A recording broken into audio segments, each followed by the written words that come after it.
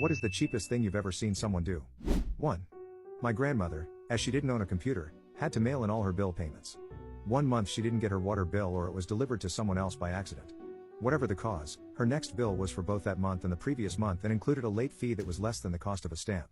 For the rest of her life she skipped the bill one month and then paid both the next because she saved a few cents by using just one stamp instead of two. This was a woman who had somewhere around $1 million in the bank when she passed. 2.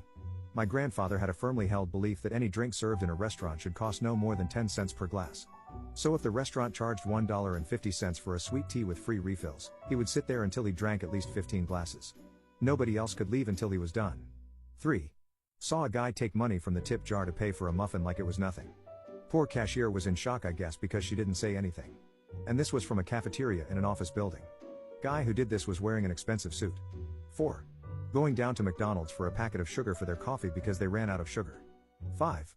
This probably doesn't count because it was on a TV show, but the lady reused her mouthwash. Like she'd use it, then spit it back into the bottle to use again. 6. My mom and I once went to the cinema with a new friend of hers, and as we were leaving, the friend found $5 under one of the seats and then made us stay back in the empty cinema while she checked every row for any more fallen cash. 7.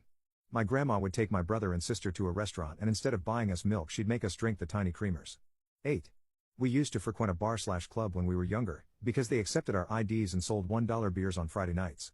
We were buying rounds of beers, and I'll never forget one of my friends coming up to me as it was my buy, and telling me that he would like to opt out of that round and if I could just give him the $1 instead.